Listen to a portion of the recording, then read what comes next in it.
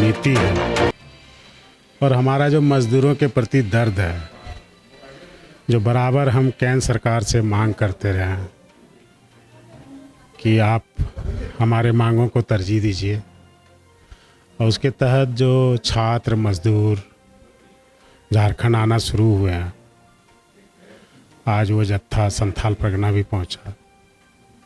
Jasidih railway station पे या फिर बस स्टैंड, जहाँ भी हो, जैसे जैसे राज्य सरकार प्रबंधन के तहत उनको भेज रहे हैं, वहाँ कांग्रेस के लोग, जिला अध्यक्ष, सारे लोग लगे हुए हैं कि उनको कोई असुविधा ना हो और अंतिम समय तक कि वो बाहर से आने वाला उनको टेस्टिंग का कोई प्रॉब्लम नहीं, इसे होम क्वारंटाइन होना है, इसे डिस्टेंट प्लेसेस में CSCs में रखना है, इन सब चीज़ों की जानकारी प्रशासन के साथ समन्वय, ये सब करके, ताकि उनको फीलिंग हो कि घर में हमारा वेलकम किया जा रहा है। ऐसा होता है अमूमन कि वो लोग बाहर से आ रहे हैं तो गांव वाले उनको खदेड़ दे रहे हैं।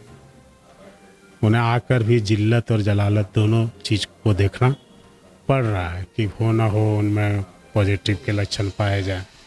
तो ऐसी स्थितियां, परिस्थितियां, चूँकि वो काफ़ी दर्द सह के यहाँ हैं, उन्हें महसूस हो रहा है।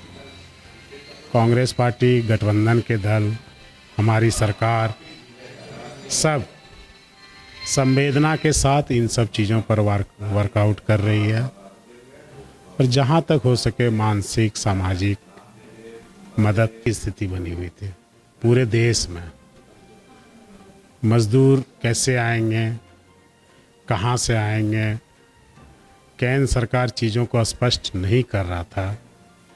राज्य सरकार जब कहीं कहीं, जैसे हमारी राज्य सरकार कह रही थी खर्चे हम वहन करेंगे, लेकिन दूसरे जगह से ये स्थितियां नहीं बन पा रही थी, चूँकि ये पूरे देश का सवाल है और हमारे मज़दूर बाहर भी फंसे हुए हैं, गल्फ़ कंट्रीज़ में फंसे हुए हैं। 2 लाख लोगों का रजिस्ट्रेशन हो चुका है। उनको कैसे लाना है, जो प्रवासी मज़दूर है उनको अपने अपने राज्यों में कैसे लाना है।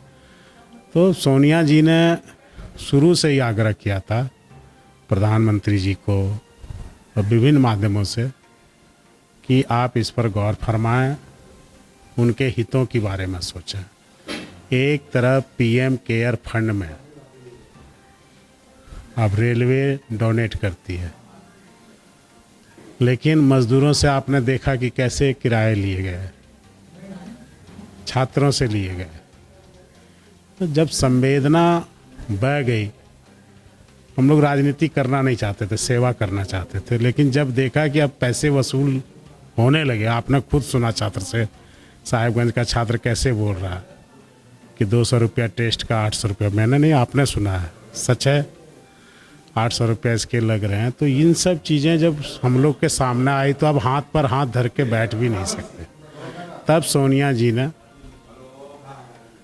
ट्वीट किया, प्रेस कॉन्फ्रेंस किया, प्रेस विज्ञप्ति दिया कि छात्र और मज़दूर जहाँ भी जो फंसे हैं उनका रेल भाड़ा कांग्रेस सरकार वहन करेगी और उसके लिए सभी प्रदेश के अपने प्रदेश अध्यक्ष और जिला अध्यक्षों को गाइडलाइन जारी कर दिया कि हेल्पलाइन जारी करके आप अपने ज़िले के, प्रदेश के टोटल कामगार की संख्या, छात्रों की संख्या हमें बताएं, हम पैसे रेलवे को देंगे या छात्र को यदि लग गया है तो उनको रेम्बर्स करेंगे।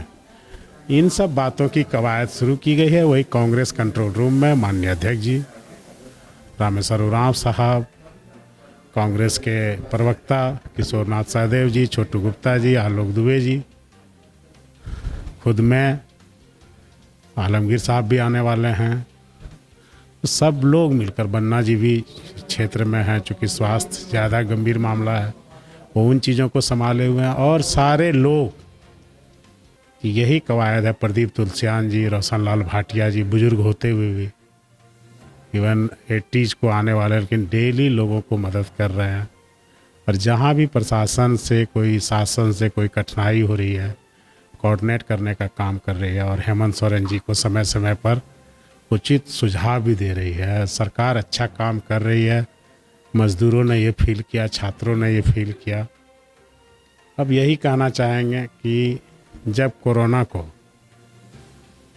भगाने की अंतिम लड़ाई हम लड़ रहे हैं, ऐसे में एक समस्या उत्पन्न होगी जब बाहर से लाखों मजदूर यहाँ आएंगे।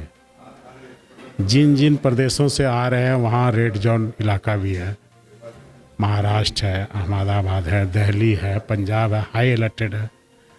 उन सब जगहों से जो मज़दूर आ रहे हैं, स्वाभाविक चिंता है कि उनका सेहत कैसा है। तो वो एक चुनौती है। उस चुनौती से जब हम गुजर जाएंगे तब फिर हमें लगता है कि राज्य को अर्थव्यवस्था की पटरी पर लाने की जो तैयारियां अभी शुरू की है वो धरातल पर उतरते हुए आपको दिखेगी।